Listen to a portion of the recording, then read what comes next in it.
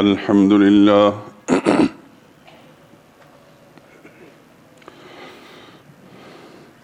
الحمد لله وحده والصلاة والسلام على من لا نبي بعده ولا رسول بعده ولا معصوم بعده أما بعد فإن خير الحديث كتاب الله وخير الهدي هدي محمد صلى الله عليه وسلم وشر الأمور محدثاتها وكل محدثة بدعة وكل بدعة ضلالة وكل ضلالة في النار. أعوذ بالله من الشيطان الرجيم. بسم الله الرحمن الرحيم. النبي أولى بالمؤمنين من أنفسهم وأزواجه أمهاتهم.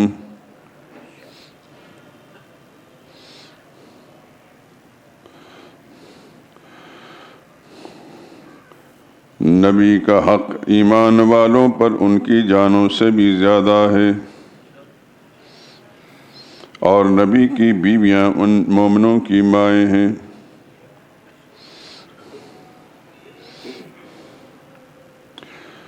سبحان ربک رب العزت عما یصفون وسلام علی المرسلین والحمد للہ رب العالمین۔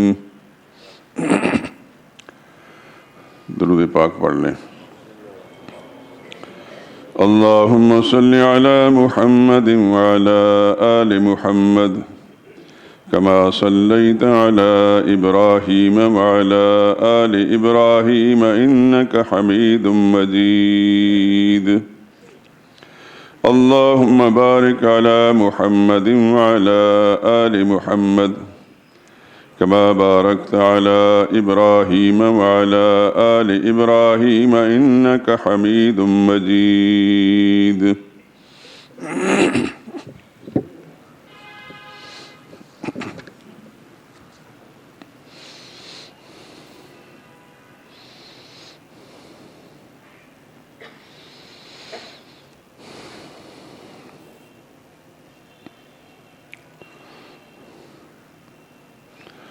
حضور آئے تو کیا کیا نعمت، حضور آئے تو کیا کیا ساتھ نعمت لے کے آئے ہیں، حضور آئے تو کیا کیا ساتھ نعمت لے کے آئے ہیں، اخوت علم و حکمت آدمیت لے کے آئے ہیں۔ کوئی صدیق سے پوچھے صداقت کن سے حاصل کی، کوئی صدیق سے پوچھے صداقت کن سے حاصل کی، عمر ہیں ان کے شاہد وہ عدالت لے کے آئے ہیں۔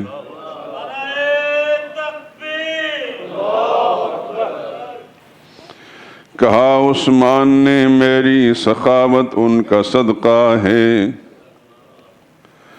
کہا عثمان نے میری سخاوت ان کا صدقہ ہے، علی دیں گے شہادت وہ شجاعت لے کے آئے ہیں۔ رہے گا یہ قیامت تک سلامت معجزہ ان کا، رہے گا یہ قیامت تک سلامت معجزہ ان کا، وہ قرآن مبین نور ہدایت لے کے آئے ہیں۔ قناعت حریت فکر و عمل صبر و وفا تقوی، قناعت حریت فکر و عمل صبر و وفا تبقى، وہ انسان کے لیے عظمت ہی عظمت لے کے آئے ہیں۔ خدا نے رحمت للعالمین خود ان کو فرمایا،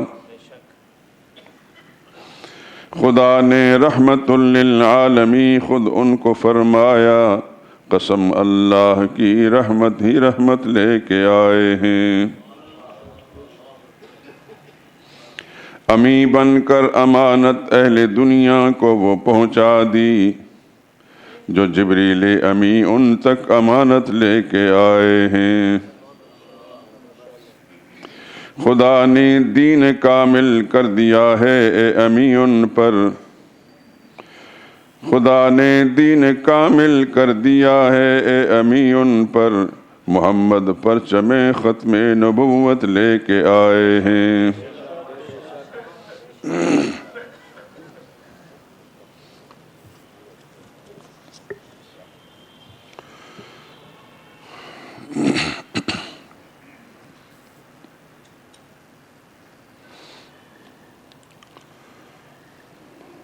بزرگان محترم، برادران عزیز،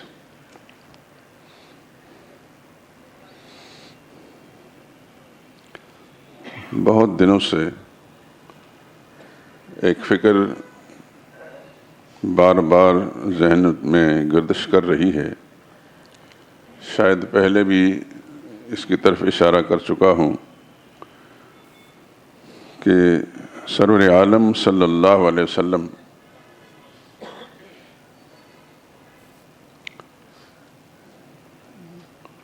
ان کی ذات اقدس کے ساتھ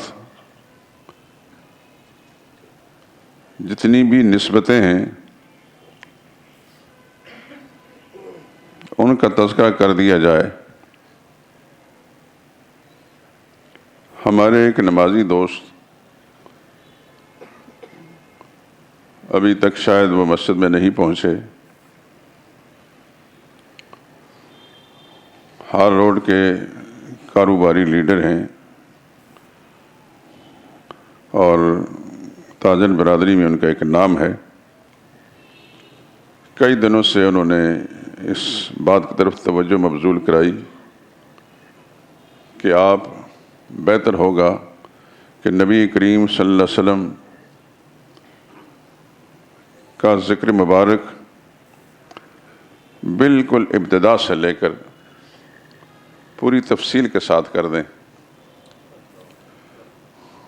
یعنی آپ کی ولادت سے بھی پہلے جو خاندانی حالات یا جو اسباب محرکات بنے ہیں آپ کی بعثت کے، اس سے شروع کریں اور پھر حضور صلی اللہ علیہ وسلم کی زندگی کے تمام ادوار،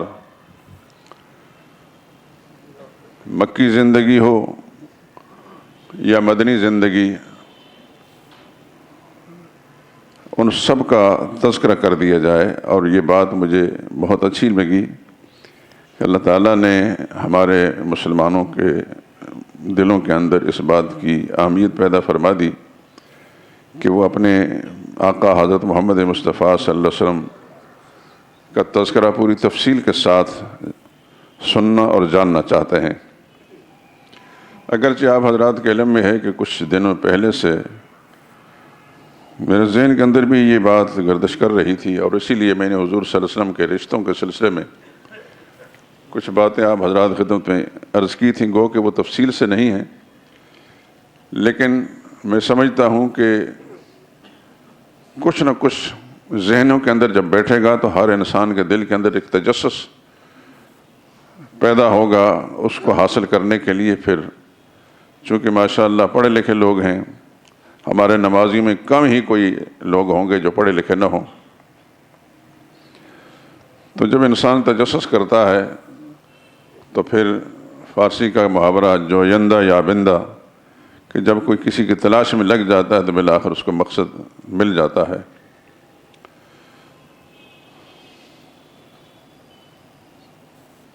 مجھے اس مسجد میں آئے ہوئے 47 سال تو مکمل ہو چکے ہیں، شاید 48واں چل رہا ہے۔ 1973 کے غالباً ستمبر میں آیا تھا۔ بہت سارے نشیب و فراز اس ملک کے اندر جو کچھ بھی آئے وہ آپ حضرات بھی جانتے ہیں، میں نے بھی دیکھے۔ اللہ کی توفیق سے دین کا سب سے بنیادی اور اساسی مسئلہ جس پر سارے دین کی عمارت قائم ہے وہ اللہ کی توحید کا مسئلہ ہے۔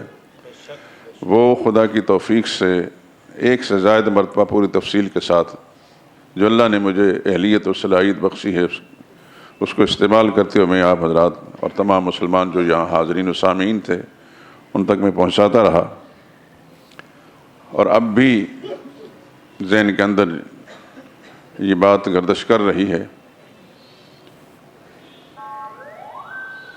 جس طرح آپ سمجھتے ہیں کہ روح کے بغیر زندگی نہیں ہے، تو روح دین اللہ کی توحید کا مسئلہ ہے۔ دین نہیں قائم رہتا کہ خدا کی توحید کا نظریہ اگر کسی آدمی کا نہیں ہے یا اس پر وہ عامل نہیں ہے، وہ عقیدہ نہیں ہے، تو دین کا نام تو ہوگا لیکن حقیقی دین نہیں ہوگا۔ جس طرح کوئی وجود، کوئی جاندار بغیر روح کے جاندار نہیں کہلا سکتا، اس طرح دین بھی بغیر روح کے قائم نہیں رہ سکتا۔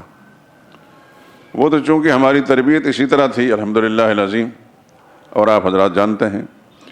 مجھے یاد پڑتا ہے کہ میں نے ایک مرتبہ سرور عالم صلی اللہ علیہ وسلم کی حیات طیبہ کا تذکرہ کیا اور معراج شریف تک بات پہنچی تھی، پھر اس کے بعد حالات اور ضرورت کے تحت ایک دوسرا مسئلہ شروع ہو گیا اور پھر بات رہ گئی، لیکن ابھی ذہن کے اندر ہے کہ انشاءاللہ اس کو مکمل کروں گا اور دوبارہ ابتدا سے شروع کروں، کیونکہ اس وقت کے حالات اور اب کے حالات میں بڑا فرق ہے۔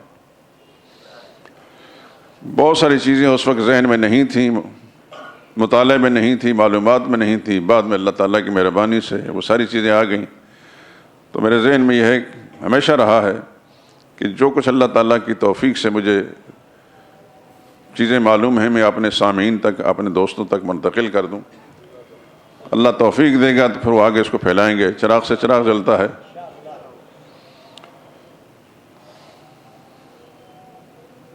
ایک دفعہ میں نے سنت اور بدعت کا مضمون شروع کیا اور اس کو پوری تفصیل کے ساتھ بیان کیا، اس کے تمام انواع و اقسام جتنے بھی اس وقت میرے ذہن میں تھے، جو کچھ حالات میں دیکھ رہا تھا، کتاب و سنت کی روشنی میں الحمدللہ اس کا میں نے بیان کیا۔ ایک دفعہ یہ معاشرتی مسائل جو ہیں اس پر بھی میں نے تفصیلی گفتگو کی تھی، اور جیسا آپ جانتے ہیں کہ جب بھی کوئی مضمون شروع کرتا ہوں تو میں ایک آدھ جمعے میں نہیں ختم کرتا، وہ کئی ہفتے، بعض اوقات کئی مہینے اس پر لگ جاتے ہیں۔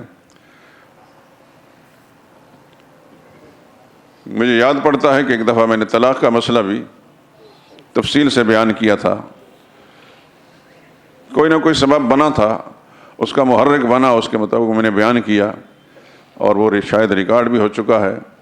مجھے کچھ دن پہلے ایک خاتون نے یہ پیغام دیا کہ آپ مسئلہ طلاق پر بھی کچھ جس چھوٹے چھوٹے رسالے آپ لکھتے ہیں کوئی لکھیں۔ ہے میرے ذہن کے اندر، لیکن ہمارے پروفیسر صاحب جو ریکارڈ کرتے رہتے ہیں، اور لکھنے کی بھی اللہ نے ان کو بڑی صلاحیت بخشی ہے، بہت اللہ تعالیٰ نے ان کو ملکہ دیا ہے لکھنے کا بھی۔ بہت ساری کتابیں ان کو اسکول کالج کے طلباء کے لیے ان کی شائع ہو چکی ہیں، اور میرے آیت الکرسی، سورہ فاتحہ اور سورہ اخلاص کے مضمون پر جو کتابچہ اس سے پہلے شائع ہو چکے ہیں اور اب تو ناپید ہو گئے ہیں، وہ بھی انہی کے قلم سے لکھے گئے تھے۔ تو میں نے ان سے عرض کیا ہے انشاءاللہ طلاق کا مسئلہ، چونکہ اس زمانے میں یہ صورتحال بڑی عجیب سی ہو چکی ہے۔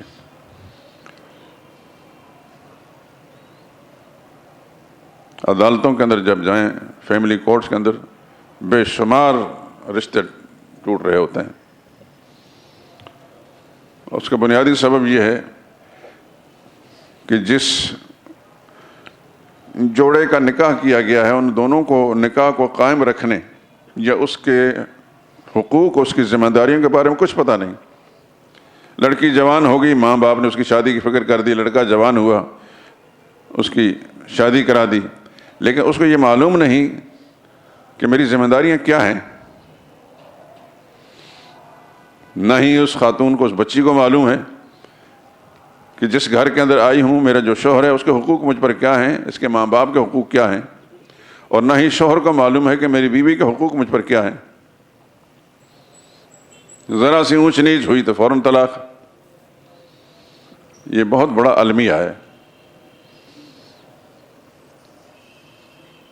انشاءاللہ زندگی رہی تو اس پر پھر گفتگو کریں گے۔ بات عرض کر رہا تھا کہ کافی دنوں سے میرے ذہن کے اندر ایک چیز بار بار گردش کر رہی تھی، اور میں اشارے بھی دے چکا ہوں کہ سرور عالم صلی اللہ علیہ وسلم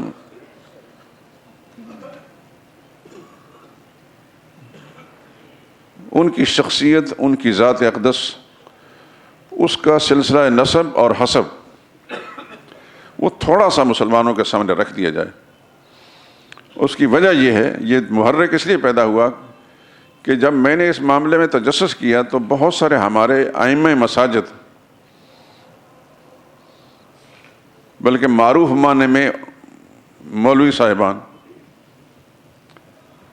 کچھ مدرسوں کے اندر کتابیں پڑھاتے ہیں لیکن رسول اللہ صلی اللہ علیہ وسلم کے خاندانی حالات سے ناواقف ہیں۔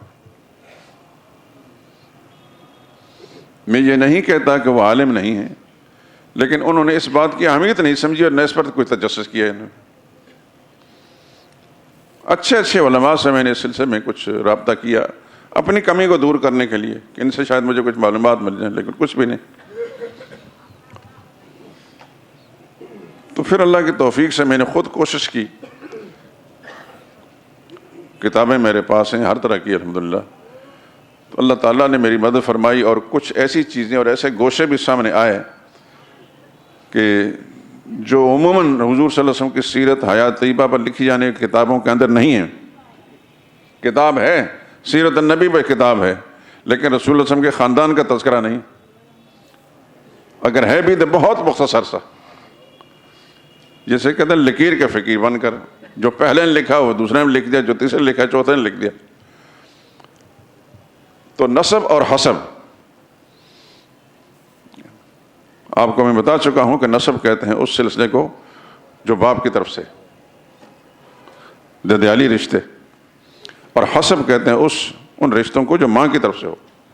عام طور پر آپ کتابوں کے اندر پڑھتے ہیں حسب و نسب، لیکن یہ فرق تھوڑا سا میں بتا رہا ہوں کہ نسب اس رشتے کو کہا جاتا ہے، ان رشتوں کو کہا جاتا ہے جو ددیالی رشتے ہیں، اور حسب ان رشتوں کو کہا جاتا ہے جو ماں کی طرف سے ہیں۔ تو میرے دل میں آیا کہ میرے رسول اللہ صلی اللہ علیہ وسلم کے حسب و نسب پر تھوڑی سی گفتگو کر دی جائے، ہمارے مسلمان بھائیوں کے ذہن میں بیٹھ جائے، امید ہے کہ وہ خود تجسس کر کے اپنے علم میں اور اضافہ کر لیں گے۔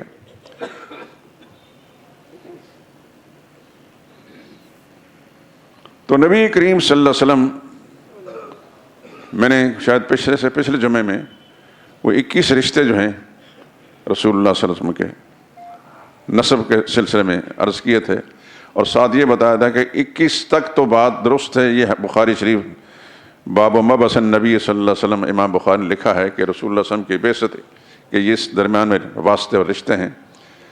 تو یہاں تک حضور صلی اللہ علیہ وسلم نے بیان فرما کر آگے ارشاد فرمایا کذب النصابون، اس سے آگے جو شخص کہتا ہے، جو کچھ بولتا ہے رسول اللہ صلی اللہ علیہ وسلم کے رشتوں کے سلسلے میں، جھوٹ بولتا ہے۔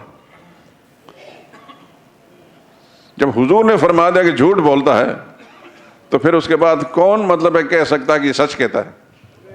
کچھ لوگ اپنی علمیت لوگوں پر واضح کرنے کے لیے تاریخی کتابوں کے اندر کچھ چیزیں لکھی ہوئی ہیں، وہ یاد کر کے پھر اس کو سنا دیتے ہیں تو لوگ سمجھتے واہ جی واہ، اس سے بڑا عالم کوئی نہیں۔ ہم انکار تو نہیں کرتے اس بات کا، لیکن عدنان سے آگے جو شخص بھی رسول اللہ صلی اللہ علیہ وسلم کا شجرہ نسب بیان کرتا ہے جھوٹ بولتا ہے۔ یہ میں نہیں کہتا، اللہ کے پاک پیغمبر صلی اللہ علیہ وسلم نے فرمایا کذب النصابون، جو اس سے آگے رشتے بیان کرتے ہیں وہ جھوٹ بولتے ہیں۔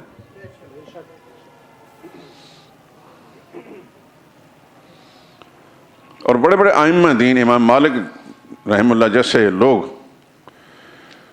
ان کے سامنے یہ باتیں ہوئیں، ان سے پوچھا گیا، انہوں نے صاف فرمایا من یخبر بہ، عدنان سے آگے جو شخص بھی کوئی سلسلہ نسب بیان کرتا ہے اس کو کس نے خبر دی ہے؟ جو خبر دینے والی ذات ہے، جس کی خبر سچی ہے، اور وہ ہے محمد رسول اللہ صلی اللہ علیہ وسلم کی ذات، کیونکہ ان کی خبر وحی کے ذریعے سے ہے اور وحی میں جھوٹ نہیں۔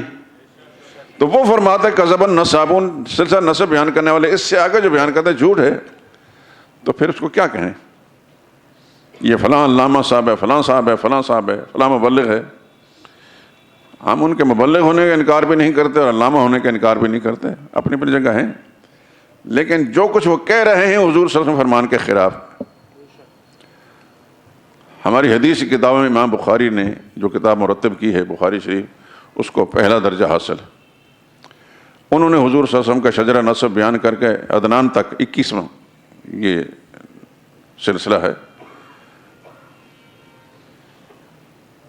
آگے کہا کہ اس کے بعد رسول اللہ نے فرمایا کہ جھوٹ ہے، اور یہ امام بخاری نے اس کو نقل کیا ہے۔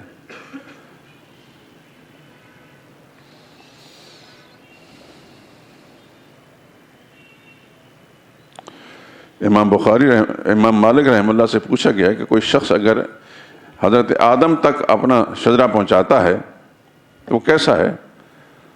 تو آپ نے اس بات کو ناپسند فرمایا۔ امام مالک معمولی شخصیت نہیں، امام دار الہجرت مدینہ طیبہ کے امام ہیں، اور بڑے ائمہ اگر ابو حنیفہ ہیں ایک طرف تو دوسرے امام مالک ہیں۔ فرق تھوڑا سا عمر کا تھا کہ وہ امام مالک 15 سال چھوٹے تھے امام ابو حنیفہ رحمہ اللہ سے، لیکن جتنے بڑے بڑے محدثین دنیا میں گزرے ہیں وہ سب ان کا شجرہ علمیت جو ہے امام مالک تک پہنچتا ہے یا ابو حنیفہ تک پہنچتا ہے۔ مثلا امام بخاری ہیں، ایک بہت بڑے محدث ہیں، دنیا میں ان کا نام ہے، یہ شاگرد ہیں امام احمد بن حنبل کے۔ وہ ائمہ دین جو ائمہ مذہب ہیں، چوتھے نمبر کے جو امام ہیں امام احمد بن حنبل، ان کے شاگرد ہیں امام بخاری، اور امام احمد بن حنبل شاگرد ہیں امام شافعی کے، اور امام شافعی شاگرد ہیں امام مالک کے بھی، اور قاضی ابو یوسف اور امام محمد کے بھی، اور امام محمد شاگرد ہے ابو حنیفہ کے۔ کتنا فرق ہے؟ ابو حنیفہ پہلی صدی کے آدمی ہیں، جس صدی میں محمد رسول اللہ صلی اللہ علیہ وسلم اس دنیا میں تشریف لائے اور پردہ فرما دیا، اسی صدی میں امام ابو حنیفہ رحمہ اللہ پیدا ہوئے۔ رسول اللہ صلی اللہ علیہ وسلم 11 ہجری میں وفات پائی ہے، اور عام روایتوں میں 80 ہجری میں ابو حنیفہ پیدا ہوئے۔ ابو حنیفہ صحابہ کے ساتھ ملاقات کی، صحابہ کی شاگرد اختیار کی۔ ابو حنیفہ تابعین میں سے تھے۔ جو صحابی کا شاگرد ہوتا ہے وہ تابعی ہوتا ہے۔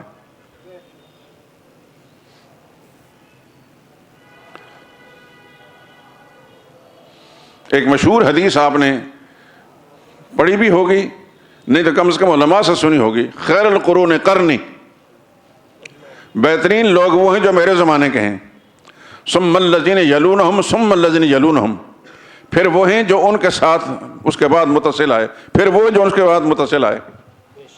تو رسول اللہ صلی اللہ علیہ وسلم نے فرمایا خیر القرون قرنی، اس میں تو صحابہ کرام آگے، حضور کا قرن یعنی رسول اللہ صلی اللہ علیہ وسلم کے زمانے کے لوگ صحابہ تھے۔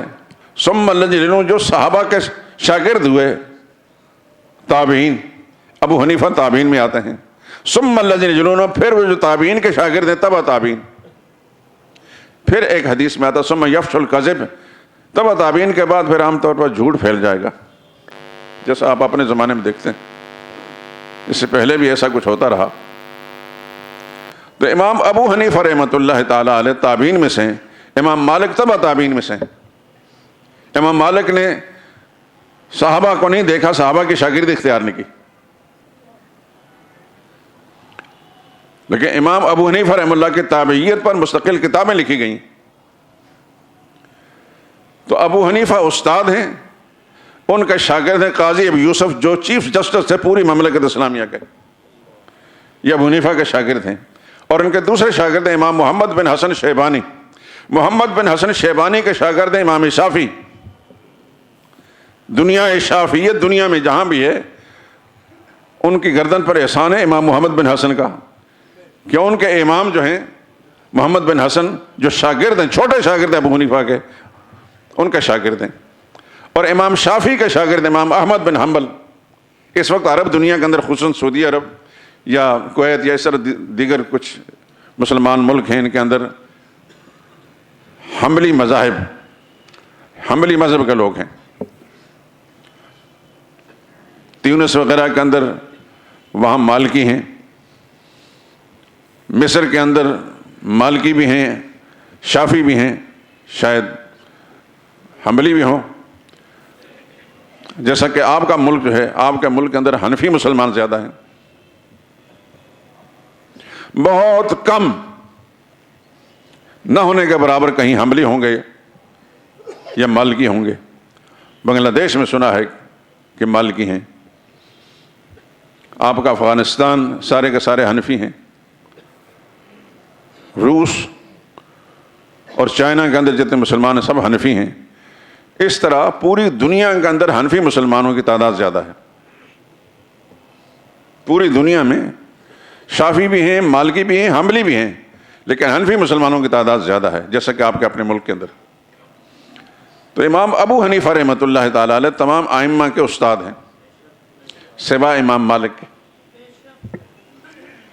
بلکہ ایک میں ان دونوں بزرگوں کا ایک مکالمہ بھی آپ کو نقل کر دوں۔ کسی مسئلے پر ان دونوں بزرگوں کا مناظرہ ہوا، لیکن ایسا نہیں تھا کہ اسٹیج لگ گیا، ادھر بھی اسٹیج لگ گیا، ادھر بھی اسٹیج لگ گیا، اسپیکر لگ گئے، اور ہر ایک کے حامی جو ہیں بڑھ کے مارنے والے مناظرہ کرنے کے لیے آ کر، ایسے نہیں تھے۔ وہ اللہ والے لوگ تھے۔ وہ انہوں نے ایک بند کمرے میں بیٹھ کر، کوئی اور ان کے حامی میں سے کوئی نہیں تھا، بند کمرے میں بیٹھ کر اپنے اپنے دلائل پیش کیے۔ ایک مسئلہ ہے، اس کے لیے دلیل۔ اور جب باہر نکلے دونوں بزرگ تو دیکھا کہ امام مالک رحمۃ اللہ تعالی پسینہ پسینہ تھے۔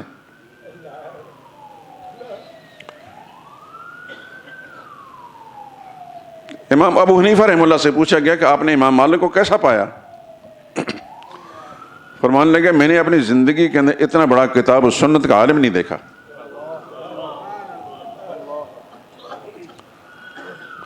اور امام مالک سے پوچھا گیا آپ نے ابو حنیفہ کیسا پایا؟ فرمانے لگے اس آدمی کے بارے میں کیا پوچھتے ہو، اس کی حجت اتنی مضبوط ہوتی ہے کہ اگر یہ پتھر کی بنی ہوئی دیوار کو کہہ دے کہ یہ سونے کے بنی ہوئی ہے تو دلیل کے ساتھ منوا لے گا کہ یہ سونے کی بنی ہوئی ہے۔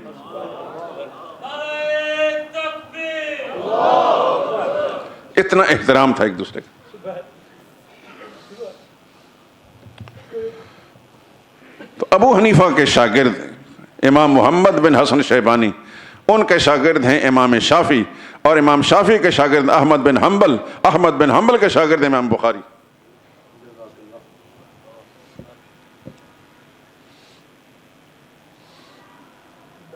ان سب کا ادب و احترام ہمارا فرض ہے۔ الحمدللہ العظیم ایک بات یاد رکھیں، میں تو ایک طالب علم ہوں، مدرسوں کے اندر ہو کر آیا ہوں، ہمارے اساتذہ نے اتنا ادب سکھایا، خدا کی قسم دور دور تک ایک وسوسہ بھی نہیں آتا کسی حنفی کے علاوہ کسی دوسرے فقیہ یا کسی مذہب کے بارے میں حقارت کا۔ میں اپنا ایک چشم دین واقعہ بیان کرتا ہوں۔ ہم جامعہ شریفیہ کے اندر پڑھتے تھے، ترمذی شریف کا سبق ہو رہا تھا، اور مولانا رسول خان صاحب جنہوں نے اس مسجد کا سنگ بنیاد رکھا، مولانا رسول خان صاحب جو ترمذی کے استاد تھے، اور یہ بھی آپ حضرات جو علماء کی پہچان رکھتے ہیں ان کو پتہ ہوگا، ہندوستان پاکستان کے سبھی علماء، بڑے علماء کے استاد تھے وہ۔ آپ کے پاکستان کے اندر مولانا ادریس صاحب رحمۃ اللہ لاہور میں، مولانا عبدالحق صاحب اکوڑا خٹک میں، شیخ القرآن رحمہ اللہ راول پنڈی میں، ملتان میں مولانا خیر محمد صاحب، کراچی مفتی اعظم پاکستان مفتی محمد شفیع صاحب، مولانا یوسف بنوری، یہ جو پاکستان کے اندر اکابر علماء تھے یہ بھی مولانا رسول خان کا شاگرد تھے۔ دارالعلوم دیوبند کے قاری محمد طیب صاحب جو معتمد تھے وہ بھی مولانا رسول خان کے شاگرد تھے۔ مولانا رسول خان صاحب نے تقریباً 130 سال عمر پائی ہے، اور 100 سال ان کی تدریس ہے۔ میرے جیسا ناکارہ بھی ان کے قدموں میں بیٹھا ہے۔ بات عرض کر رہا تھا، یہ بڑی اہم بات ہے، اللہ نے دل میں بات ڈال دی تو میں آپ کو نقل کر رہا ہوں۔ ترمذی شریف پڑھانے والا ہر استاد، اس کا طریقہ کار یہ ہوتا ہے کہ ترمذی میں 2 مذہب ضرور نقل کیے، امام شافعی کا اور ابو حنیفہ کا رحمہ اللہ تعالی۔ استاد سب سے پہلے امام شافعی کا مذہب نقل کرتا ہے کہ اس مسئلے میں امام شافعی کا مذہب یہ ہے اور اس کے یہ دلائل ہیں۔ پھر اس کے بعد ابو حنیفہ رحمہ اللہ کا مذہب نقل کر کے اس کے دلائل نقل کرتے ہیں. تو مولانا رسول خان صاحب رحمۃ اللہ تعالی علیہ انہوں نے پہلے امام شافعی رحمۃ اللہ تعالی کا مذہب نقل کیا. اللہ اکبر، خدا کی قسم کیا لوگ تھے یہ، سوچ بھی نہیں سکتے کہ ایسے لوگ اب پیدا ہوں گے. ہم اتنے گناہگار ہیں یا خدا کی نظروں سے گرے ہوئے لوگ ہیں کہ ایسے لوگوں سے ہم محروم ہیں. مولانا رسول خان صاحب جب دلائل بیان کر رہے ہوتے تھے ایسا لگتا تھا کہ اللہ تعالیٰ کی طرف سے الہام ہو رہا ہے ان کو، اللہ الہام کر رہے ہیں اور یہ آگے بیان کر رہے ہیں. تو انہوں نے امام شافعی رحمہ اللہ کے دلائل بیان کیے اور اتنے مضبوط طریقے سے بیان کیے کہ طالب علم، ہمارے جیسے طالب علموں کو یہ احساس ہوتا تھا کہ شاید حنفیوں کے پاس اس کا کوئی جواب نہیں. اس کے بعد جب احناف کے دلائل بیان کرنا شروع کیے تو میری عادت ہمیشہ ایسی رہی کہ میں کبھی نہیں بولا سبق کے اندر، خاموش رہتا تھا. ایک طالب علم، اللہ جانتا ہے چونکہ 40 سال ہو گئے، یاد نہیں کس علاقے کا تھا، اس نے حماقت کی مولانا رسول خان صاحب کے عرض کرنے لگا، حضرت آج اگر امام شافعی ہوتے تو آپ کے دلائل سن کر اپنا مذہب چھوڑ دیتے. مولانا رسول خان صاحب نے جب یہ سنا فرمایا کیا کہا؟ میرے دلائل کو سن کر امام شافعی اپنا مذہب چھوڑ دیتے؟ بے وقوف آدمی، تم نے یہ سوچا کیسے؟ امام شافعی یہاں موجود ہوتے تو اس مسند حدیث پر وہ بیٹھے ہوتے یا میں بیٹھا ہوتا؟ اور پھر اس قدر روئے، میری آنکھوں کے سامنے وہ منظر، اس قدر روئے کہ حضرت کا رومال جو ہے آنسو صاف کر کر کے وہ بھیگ گیا. 10-15 منٹ تک سبق بند رہا اور مسلسل امام شافعی کے حق میں دعائیں کرتے رہے، یا اللہ ان کے درجات بلند کر. میرے ذہن میں تو کبھی وسوسہ بھی نہیں آیا ان کے بارے میں. اس طالب علم نے یہ کیسے سمجھ لیا؟ باوجود ہے کہ خود حنفی تھے، حنفیت کے دلائل بیان کرے. امام شافعی کے دلائل ضرور بیان کیے لیکن حنفیت کے دلائل کو اتنے مضبوط طریقے سے بیان کیا کہ طالب علم کو یہ محسوس ہوا کہ یہ امام شافعی کے دلائل ان کے مقابلے میں اتنے کمزور ہیں، لیکن اس کے باوجود ان کے لیے دعائیں مانگتے رہے. یہ تھا ان اکابر کا طریقہ. دیگر مذاہب کے بزرگوں کے بارے میں ان کا ادب، آپ کو میں ایک بات کہتا ہوں لیکن پہلے کہہ دیتا ہوں کہ کبھی بھی امام بخاری رحمہ اللہ کے بارے میں سوء ظنی اور بدگمانی نہ لانا. 40 سال ہو چکے ہیں جب بخاری شریف پڑھی تھی. امام بخاری نے اس کے دوسرے حصے کے اندر کتاب الحیل ایک مضمون ہے، تفصیل چھوڑتا ہوں میں، اس میں امام ابو حنیفہ رحمہ اللہ کے بارے میں کچھ اچھا انداز اختیار نہیں کیا. میں یہی کہہ سکتا ہوں پوری بخاری شریف میں امام ابو حنیفہ رحمہ اللہ کا نام نہیں لیا. کیا سبب تھا یہ امام بخاری جانتے ہیں، خدا کے سامنے پہنچ چکے ہیں دونوں بزرگ. اس کے باوجود بھی ہمارے اساتذہ کہ امام بخاری نے ابو حنیفہ کے بارے میں اچھی رائے نہیں رکھی. کبھی بھی امام بخاری کے بارے میں کوئی بات نہیں کی. ادب ہی سکھایا ہے اور یہ سکھا امیر المومنین فی الحدیث. جامعہ اشرفیہ ہو یا دیگر مدارس، اس کے اندر ختم بخاری ہوتا ہے، کسی اور حدیث کتاب کا نہیں. بڑے بڑے محدث بلائے جاتے ہیں اور وہاں اس کا مطلب ہے کہ امام بخاری کو بڑا مقام دیا جاتا ہے، ان کی کتاب کو بڑا مقام. باوجود ہے کہ اگر امام بخاری نے تقابل کیا ابو حنیفہ کے ساتھ، وہ تو ابو حنیفہ کے پوتے شاگردوں سے میں نیچے تھے. ابو حنیفہ تو اتنے بڑے انسان تھے، لیکن ہمارے علماء، اللہ ان سب کو جزائے خیر عطا فرمائے، انہوں نے ادب سکھایا ہے. اور میں آپ حضرات سے عرض کرتا ہوں کہ کچھ بھی ہو ادب لازمی ہے. اس کی ایک میں مثال دیتا ہوں، عام فام سی ہے. قرآن کریم اللہ کی کتاب ہے، اس کا ایک صفحہ ہو تو اللہ کی کتاب ہے، پورا قرآن کریم تو اللہ کی کتاب ہے. اگر قرآن کریم غلط چھپ جاتا ہے، مثال کے طور پر پرنٹنگ پریس کے اندر کچھ اس طرح کیا گیا کہ اس کے مضمون صفحات اور اس کے اوراق آگے پیچھے ایسی چیزیں لگ گئیں کہ پوری طرح پڑھی نہیں جاتی، ایسا ہوتا ہے، کتابیں چھپتی ہیں، تو کیا آپ اس ورق کو اٹھا کر ردی کی ٹوکری میں پھینک دیں گے؟ غلط چھپ گیا ہے، پرنٹنگ پریس کی غلطی ہے، لیکن اللہ کی کتاب کی عظمت پھر بھی رہے گی، اس کو ادب کے ساتھ سنبھال کر رکھنا۔ اسی طرح علماء کے بارے میں بعض علماء ایسے ہیں کہ ان کی رائے کے ساتھ اب کا اتفاق نہیں ہے، لیکن ان کا ادب ضرور ہے۔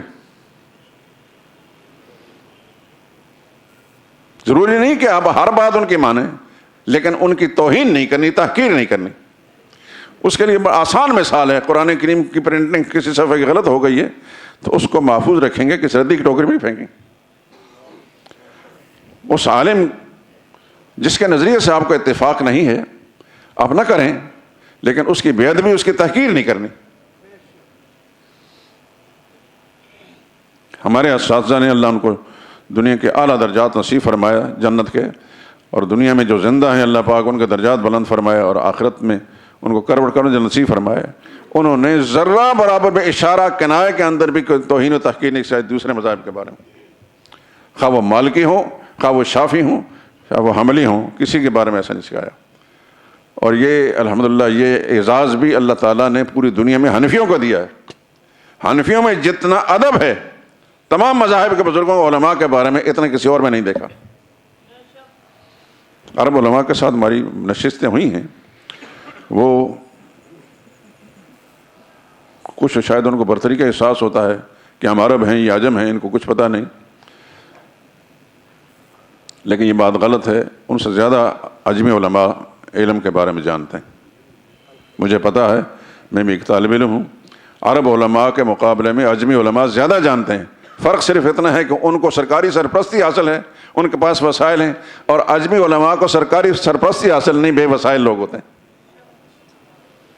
اتنی سی بات ہے، ورنہ ان سے زیادہ جاننے والے ہیں۔ کیونکہ کچھ عرصہ پہلے آپ حضرات سوچ رہے ہوں گے کہ، لیکن یہ ہے کہ یہ باتیں بڑی مفید ہیں آپ کے لیے، یہ ہمیشہ ذہن میں نہیں آتی۔ مجھے جامعہ اشرفیہ کے اندر ایک اردن کا عالم ملا، بہت بڑا عالم تھا۔ اس سے میں نے درخواست کی کہ مجھے ایک کتاب چاہیے جو میں کوشش کر چکا ہوں، پاکستان کے اندر بھی نہیں ملی، افغانستان میں بھی گیا تھا وہاں بھی کوشش کر نہیں ملی، انڈیا میں گیا وہاں سے نہیں ملی، سعودی عرب میں بارہا گیا ہوں نہیں ملی، شاید آپ کے ملک کے اندر سے وہ کتاب ہو۔ اور وہ کتاب ہے رد بدعات پر۔ چونکہ ہمیں شرک اور بدعت کی تردید یہ ہمارا ایک موضوع ہے خاص طور پر، تو اس کتاب کے بارے میں مجھے تجسس تھا۔ اس نے کہا اچھا، یہ بڑی پرانی بات ہے۔ چلا گیا وہ، مجھے بھی بھول بھال گئی کہ میں نے کسی کو بات کہی ہے۔ 4-6 مہینے کے بعد وہ پھر پاکستان جب آئے تو ان کو بات یاد تھی، اور وہ کتاب ڈھونڈ کر لے آئے۔ کتاب میرے پاس ہے۔ میں یہاں نماز پڑھ کر عصر یا ظہر کی نماز سے پڑھ نکلا، دروازے میں پہنچا، دیکھا باہر وہ عالم کھڑے تھے۔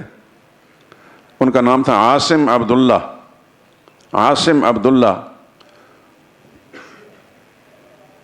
بڑے عالم تھے۔ کتاب ہاتھ میں پکڑی، میری نظر جب اسے پڑھی نا تو فوراً خیال آیا کہ یہ وہی کتاب ہے۔ میں بہت خوش ہوا، جلدی جلدی جا کے ان سے ملاقات کی تو میں نے انہیں کتاب دی۔ کہنے لگے شیخ آپ نے یہ بات کتاب مانگی تھی، کتاب آپ کو۔ خیر میں تو بہت خوش ہوا، آپ آزاد اتنے عرصے سے ایک چیز کے تجسس میں نہ ہو ملے تو پھر کتنی پریشانی ہوتی۔ خیر میں ان کو اندر گھر لے گیا، گھر میں جو لائبریری والا کمرہ ہے وہاں بیٹھ کر انہوں نے دائیں بائیں نظر ڈالی تو خوش ہوئے۔ اس نے بھی کہا کہ یہ صرف جاہل آدمی نہیں ہے، کچھ نہ کچھ اس کتاب کے ساتھ تعلق ہے، اس لیے ہر طرح کی کتابیں یہاں موجود ہیں۔ خدا کا شکر ادا کیا۔ میرے دل میں آیا کہ میں اس کو کیا اس کا بدلہ دوں۔ اگر میں کہتا ہوں کہ کتنے پیسے ہیں، یہ تو اس کی توہین ہوگی۔ 400-600 روپے کیا کہ اتنی قیمت ہوگی کتاب کی اس زمانے میں، تو ان کے پاس پیسوں کی کمی بھی نہیں۔ اگر میں اس کو کوئی مقابلے میں کوئی عرب دنیا کی چھپی ہوئی کتاب دیتا ہوں تو یہ پہلے سے ان کے پاس موجود ہے۔ اچانک میرے دل میں خیال آیا کہ میں نے کہ ایسی کتاب ان کو دیتا ہوں جو انہوں نے نہیں دیکھی۔ ہمارے استاد الاستاد قاضی شمس الدین صاحب رحمۃ اللہ گجرانوالے میں ہوتے تھے، بہت بڑے عالم تھے، لیکن بدقسمتی یہ ہے کہ پاکستان جیسے ملک کے اندر جہاں علم کی اور اہل علم کی قدر نہیں۔ بہت بڑے انسان تھے۔ انہوں نے ابو داؤد شریف کی شرح لکھی تھی عربی زبان میں، بخاری کی شرح بھی لکھی ہے، مسلم کی شرح بھی لکھی ہے، ابو داؤد کی بھی لکھی ہے، مشکات کی شرح بھی لکھی ہے، یہ میں بتا دیتا ہوں۔ لیکن وہ پاکستانی عالم اس لیے قدر نہیں ہے. اگر یہ عالم عرب دنیا میں ہوتا لوگ اس کو پوچھتے. وہ کتاب میں نے جب ان کو دی ابو داؤد شریف کی شرح، تو رف سے کاغذ پر وہ پرنٹ ہوئی تھی، میں نے اس کی جلد کرا کر اس پر ایک پرنٹر سے لکھا دیا تھا. انہوں نے کتاب دیکھی، کوئی 5 منٹ دیکھتے رہے تو مجھ سے پوچھنے لگے شیخ یہ عالم زندہ ہیں؟ میں نے کہا زندہ ہیں. اس زمانے میں قاضی صاحب رحمہ اللہ حیات تھے. کہتے کہاں رہتے ہیں؟ میں نے کہا یہاں سے 1.5 گھنٹے کا سفر ہے. اب میں اس کا تاثر سننا چاہتا تھا. کہنے لگا یہ اس دور کا عالم نہیں ہے. آپ حضرات کو سنا دیتا ہوں، میں امین ہوئے سے بات کر جو انہوں نے کہا تھا. کہنے لگے یہ تو کم سے کم 500 سال پہلے اس ٹائپ کے اس معیار کے علماء گزرے ہیں. اور پھر خود ہی اس کی وضاحت کی. کہنے لگے کہ ان کی کتاب کے اندر وسعت نہیں، یعنی ایک مسئلے کو لکھنے کئی ورق نہیں کالے کیے. عمق ہے، عمق عربی زبان میں کہتے ہیں گہرائی ہے، یعنی چند سطروں کے اندر اتنا علم بھر دیا ان کو کہ جس کو بڑا عالم سمجھ سکتا عالم نہیں سمجھ سکتا. اور پھر کہنے لگے میں آپ کا شکر گزار ہوں کہ آپ نے مجھے یہ کتاب دی. میں عرب دنیا کے علماء کو جا کے دکھاؤں گا کہ میں ہندوستان سے پاکستان سے ایک تحفہ لے کر آیا ہوں. علم یہاں زیادہ ہے. آپ نے سنا ہوگا قرآن کریم حجاز میں نازل ہوا، سنا ہوگا آپ نے، حجاز میں نازل ہوا یعنی سعودی عرب میں، اور ترکی میں لکھا گیا، مصر میں پڑھا گیا اور ہندوستان میں سمجھا گیا. یہ بات جو کچھ میں کہہ رہا ہوں یہ ٹھیک ہے کہ ہم نے ان علماء کی کتابیں پڑھی ہیں ہمارے پاس. ہمارے اس ملک کے ہندوستان پاکستان کے علماء جتنے گہرا علم رکھتے ہیں اتنا گہرا علم ان علماء میں نہیں. اس وقت کی بات کر رہا ہوں. پھر میں موضوع سے نکل گیا، لیکن کچھ چیزیں آپ حضرات کے علم میں ایسی آ گئیں کہ الحمدللہ. ایک تو یہ کہ علماء کا ادب، کسی کے ساتھ آپ کو مناسبت نہیں ہے نہ رکھیں، ادب ضرور رکھیں، اس کی تحقیر توہین نہ کریں. آپ دین کی نسبت جتنا دین اس کے اندر ہے اس کا ادب کریں، اس کی شخصیت کا، اس کی ذات کا نہ کریں. جو وصف اس کے اندر اللہ نے رکھی ہے دین کی، اس کی نسبت اس کا ادب کریں، اس کا اللہ تعالیٰ آپ کو اجر دیں گے. میں نے بتا دیا کہ امام بخاری رحمۃ اللہ تعالیٰ نے ابو حنیفہ رحمہ اللہ کے بارے میں اچھی رائے نہیں ظاہر کی. اگر ہم ابو حنیفہ رحمہ اللہ کا جو مرتبہ اور مقام ہے، جو عظمت ہے دنیا میں، اس کو پیش نظر رکھیں تو امام بخاری رحمہ اللہ کے بارے میں اچھی رائے نہیں رکھ نہ. ہمارے اساتذہ نے ہمیں یہ سبق دیا کہ امام بخاری کے بارے میں اچھی رائے رکھنی، اور الحمدللہ اچھی رائے. ایک لمحہ کے لیے بھی ان کے بارے میں سوء ظنی بدگمانی نہیں پیدا ہوئی.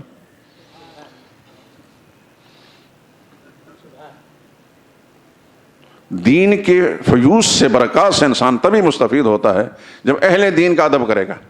اہل دین کا ادب نہیں کریں گے تو وہ دین کے فیوزات برکات سے محروم رہیں گے.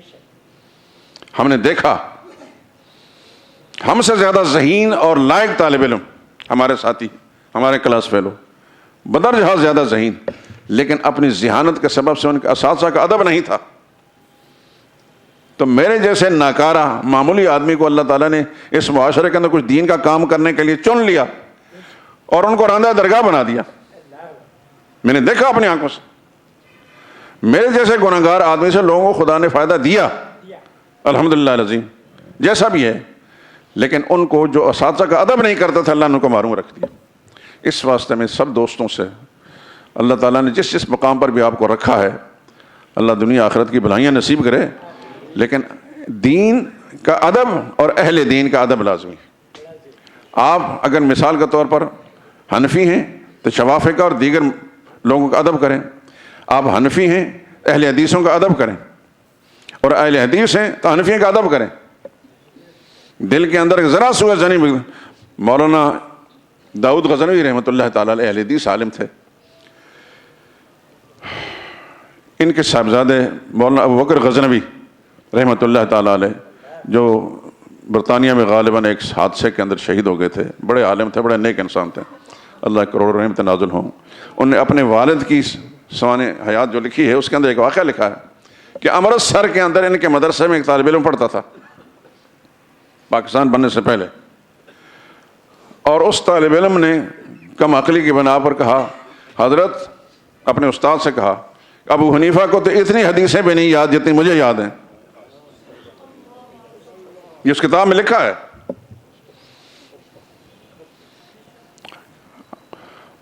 دیکھیے کس قدر حماقت. استاد نے یہ سبق نہیں پڑھایا تھا, اس طالب علم کے ذہن میں خود ابلیس نے وسوسہ ڈالا, اس کی یہ خیال آیا. ابو حنیفہ کو اتنی روایتیں میں یاد نہیں جتنی مجھے یاد ہیں.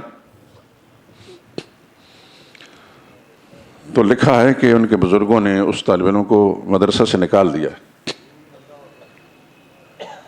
حالانکہ اہل حدیثوں کا مدرسہ تھا اور حدیث طالب علم تھا, لیکن مدرسہ سے نکال دیا اور یہ کہا کہ مجھے اس طالب علم کے سوء خاتمہ کا اندیشہ ہے, اس کا خاتمہ بالخیر نہیں ہوگا.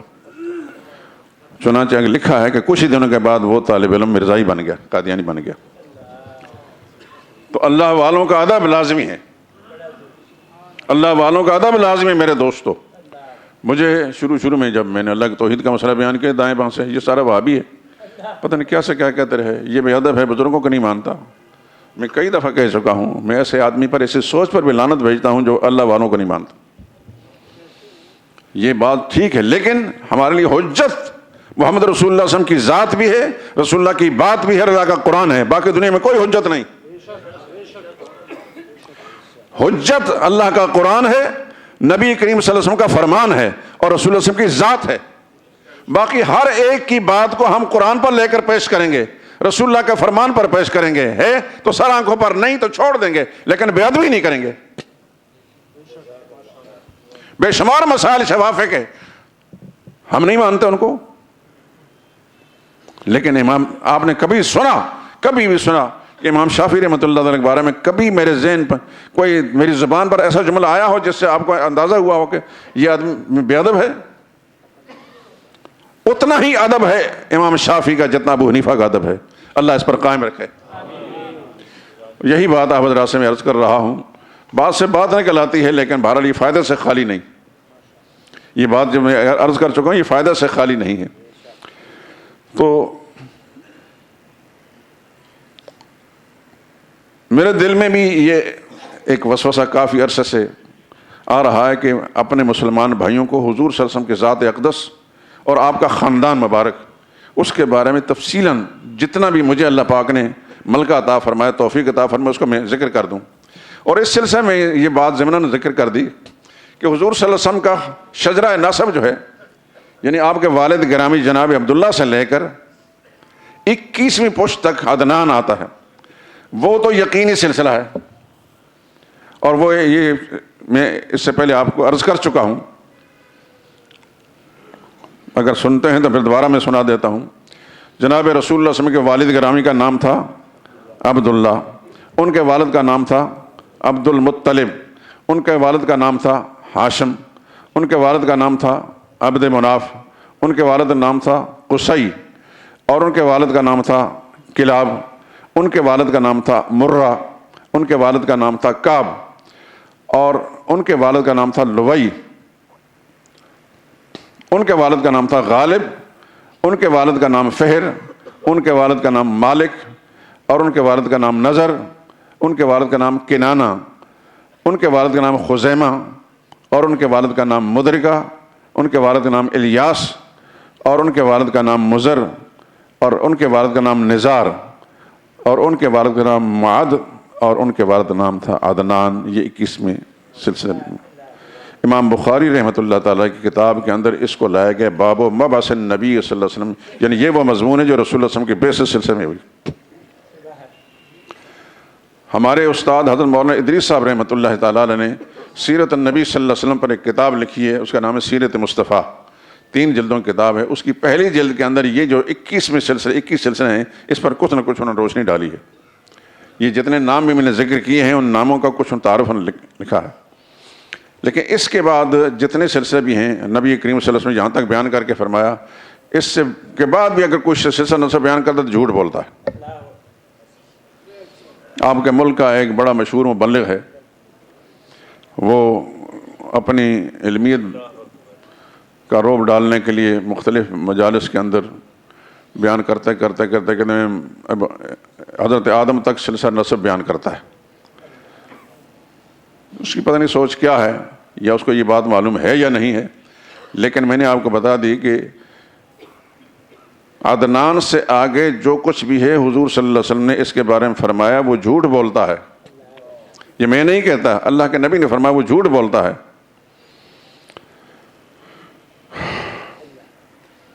میں نے بتایا کہ امام مالک رحمۃ اللہ تعالیٰ سے کسی نے پوچھا کہ کوئی شخص حضرت آدم تک شجرہ نسب بیان کرتا ہے، وہ کیسا ہے؟ فرمایا کہ غلط ہے،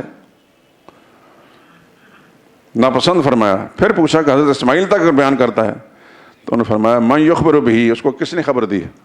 جس نے خبر دینی تھی محمد مصطفیٰ صلی اللہ علیہ وسلم نے، جس کی خبر سچی تھی، انہوں نے تو عدنان سے آگے کوئی بات نہیں بیان فرمائی. یاد رکھیں، آپ حضرات نے بھی تاریخ کتابیں دیکھی ہیں، میرے پاس بھی کچھ ہے، تاریخ کی کتابوں میں بہت کچھ ہے، دنیا بھر کا جھوٹ بھی ہے اور سچائی بھی ہے.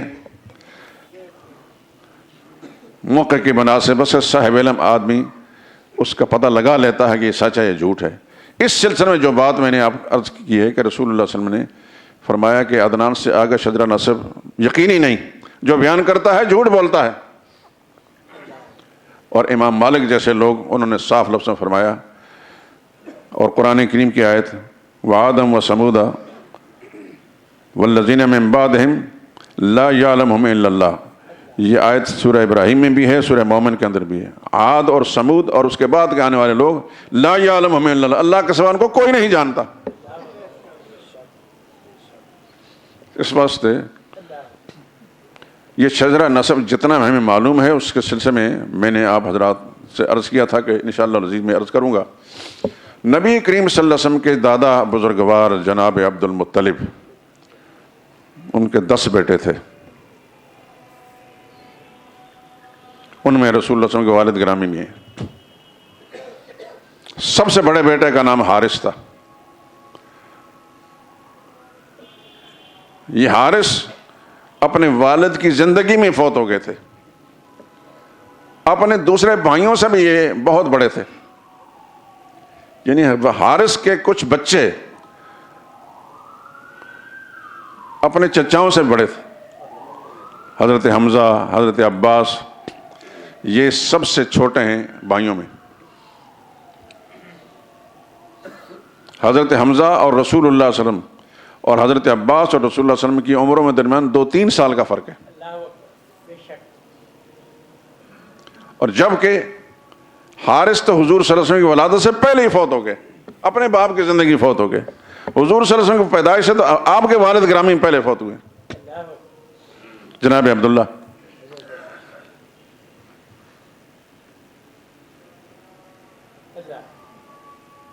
تو جناب عبد المطلب یعنی حضور کے دادا گرامی، ان کے 10 بیٹے تھے. تحقیقی بات یہی ہے، کیونکہ کتابیں میں کھنگالتا رہتا ہوں، کسی نے 12 لکھا، کسی نے 11 لکھا، کسی نے کچھ لکھا، کسی نے کچھ لکھا. صحیح بات یہ ہے کہ 10 بیٹے تھے.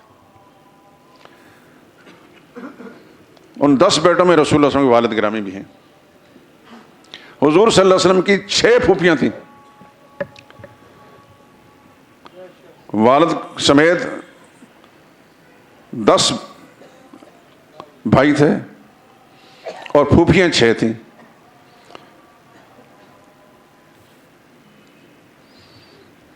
بڑی کا نام تھا ام الحکیم البیضاء، رسول اللہ صلی اللہ علیہ وسلم کی پھوپھی.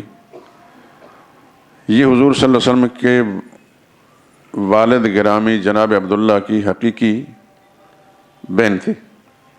اسی طرح کا ایک پھوپھی کا نام تھا امیمہ اور ایک کا نام تھا اروا. یہ 3 بہنیں اور 3 بھائی، یعنی حضرت زبیر، جناب عبداللہ اور ابو طالب. یہ 3 بھائی اور یہ 3 بہنیں، بلکہ ان کی ایک اور بہن عاتقہ. یہ 4 بہنیں اور 3 بھائی، ایک ماں کی اولاد.